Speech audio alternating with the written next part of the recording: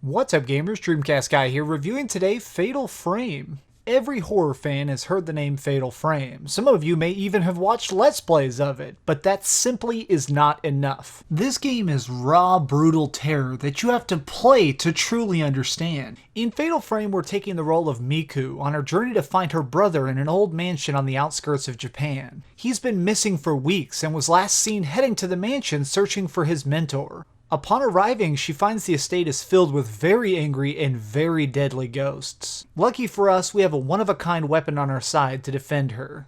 The spirit camera. This gives us the ability to capture spirit energy and dispel ghosts. This sounds cheesy, but I promise you it's really creepy. Mostly because the ghosts in this game will give you the worst nightmares, and I guarantee you they're going to echo in the back of your mind long after you shut the game off, because they seem so real. All of the dead who are hunting you in this game are the previous victims of the house.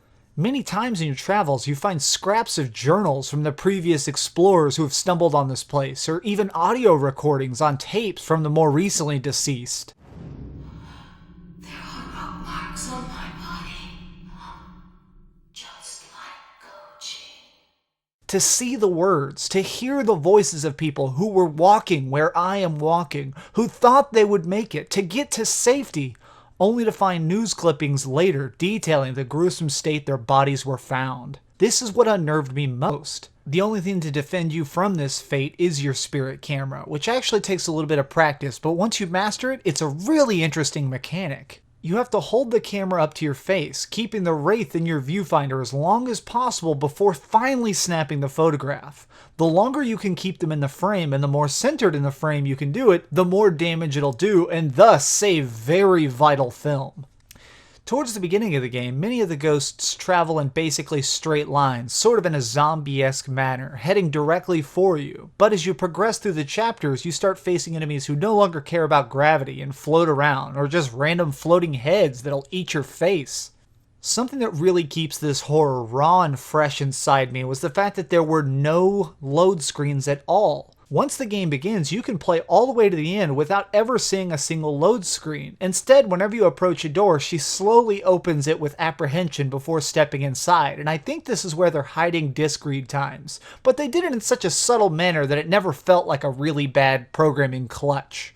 I think throughout the entire game I may have run into 4 load screens ever, and they were typically whenever I was traversing into a dramatically different environment, and never ever did it feel like it stalled. The puzzles in this game require some very careful reading. Many times you'll just find a door with a few simple words gouged into the wood that point the way, leaving you just to explore the house and find out what they mean. Other times you'll find a door that has a strange image lurking in front of it. Whenever you look at this image, it'll show a random spot in the house. Find it and photograph it and you'll free a trapped spirit and thus gain access to that room. Many times when I was playing this game, I'd get stumped on a puzzle and I'd save it and I'd shut it off and drink a drink and just kind of think on it for a while. And then when I went back to it and re-explored the mansion, I'd start finding extra little subtle clues. So many of the times there would just be little subtle things like I was supposed to remember an extra dial, or there'd just be an extra door that I missed. And that's what I liked about it. It has a very labyrinth type feel, where you feel like you know an area perfectly, only to explore it with new eyes just minutes later while looking for a new clue. Room after room, the story gets more and more messed up, though I don't want to tell you why. I will tell you that this mansion has been here for a long,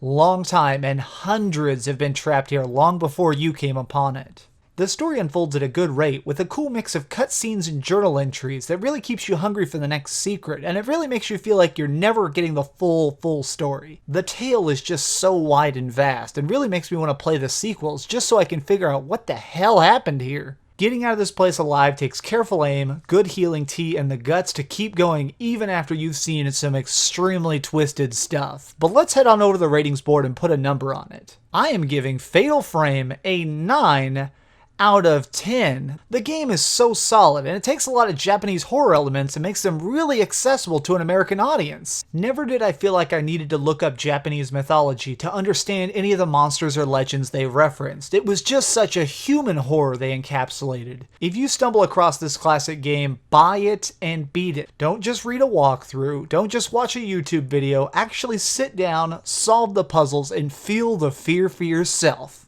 This has been DreamcastGuy with another retro review. If you guys like this, feel free to subscribe and suggest more things down in the comments. This game was actually completely by fan suggestions, so thanks so much for the cool ideas. You guys are my inspiration, but do me a big favor and keep dreaming.